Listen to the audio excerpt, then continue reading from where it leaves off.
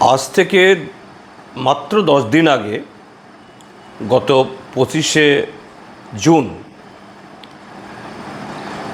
আভ্যন্তরীণ জরুরি অবস্থা জারির 50 বছর পূর্তি উপলক্ষে ভারতীয় জনতা পার্টি এবং তাদের পরিচালিত সরকার গ্যাজেট নোটিফিকেশন করে সেই দিবসটিকে সংবিধান হত্যা দিবস হিসাবে সারা দেশে তারা উদযাপন করেছেন। অর্থাৎ ভারতীয় জনতা পার্টি হলো যে ভারতীয় গণতন্ত্রের সবচেয়ে শক্তিশালী, উজ্জ্বল বা একনিষ্ঠ রক্ষক বা ভক্ত হিসাবে। কিন্তু সেই দল পরিচালিত সরকার এবং সেই দল ত্রিপুরাজ্যে প্রতিদিন সংবিধানকে হত্যা করছে, ক্ষতবিক্ষত করছে, জনগণের সাংবিধানিক অধিকার কেড়ে নিচ্ছে। আজকে তারই একটি নগ্নতম ঘটনা ঘটে গেল। আজকে সকালের দিকে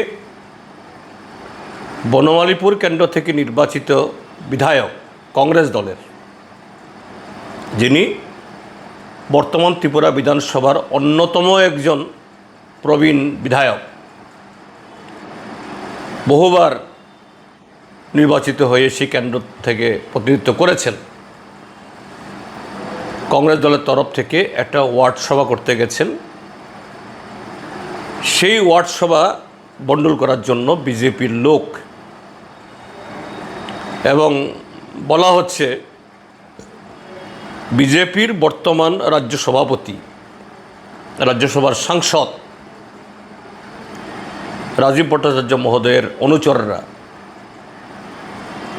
সেখানে এই একটা রাজনৈতিক দলের একটা কর্মসূচি বানচাল করার জন্য সেখানে প্রায় সশস্ত্র অবস্থায় গিয়ে পৌঁছেছে, অশ্রাব্য গালিগালাজ করেছে। যথারীতি বিজেপি সরকার পরিচালিত পুলিশ তারা নিষ্ক্রিয় কলা গাছের মতো দাঁড়িয়ে দাঁড়িয়ে তারা ভারতীয় জনতা পার্টির এই যুবকদের তাদের এই গণতান্ত্রিক অধিকার হরণ, একটা নির্বাচিত বিধায়ককে তার কাজে বাধা দেওয়া, এটা করেছেন। তারা নিরদর্শ হয়ে দাঁড়িয়েছেন সেখানে। তো এই জায়গাতেই ভারতীয় জনতা পার্টি তারা কতটুকু গণতান্ত্রিক, সংবিধানকে মানেন, এইভাবেই তারা তার পরিচয় দিচ্ছেন। আমি এই ঘটনার তীব্র নিন্দা জানাচ্ছি। এই সাম্প্রতিক সময়েতে বেশ কয়েকবার রাজ্যের মুখ্যমন্ত্রীর উদ্দেশ্যে কথা বলেছি, চিঠিও দিয়েছি বিভিন্ন ঘটনা উল্লেখ করে। আমি তাকে বলবো, আপনি হাল ধরুন। যেভাবে এই ফ্র্যাঙ্কেনস্টাইন আপনারা তৈরি করছেন, এই ফ্র্যাঙ্কেনস্টাইন কিন্তু মাননীয় মুখ্যমন্ত্রী আপনাকেও ছাড়বে না। শুরুতে হয়তো অন্যের মাথা রক্তাক্ত হবে, অন্যের শরীর থেকে রক্ত ঝরবে, কিন্তু শেষ পর্যায়ে তাদের হাতে আক্রান্ত হবেন, লাঞ্ছিত হবেন আপনি এবং আপনার সরকার। সময় থাকতে হাল ধরুন, নতুবা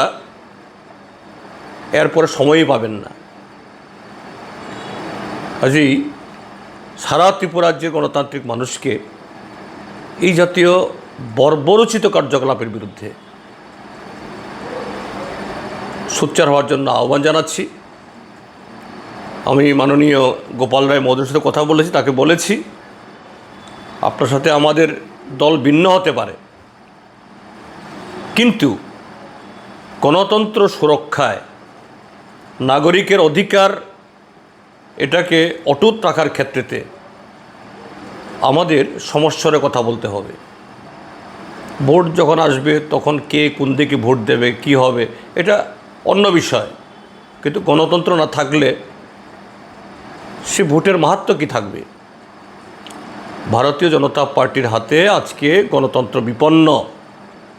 এ রাজ্যকে তারা একটা ল্যাবরেটরিতে পরিণত করেছে গণতন্ত্র হত্যার নানা ধরনের পরীক্ষা নিরীক্ষা করে। এটাকে যে কোনো মূল্যে রুখতে হবে, রুখতেই হবে। এ হলো ব্যক্তিগতভাবে আমার এবং আমাদের পার্টির অভিমত এই ঘটনার ক্ষেত্রে।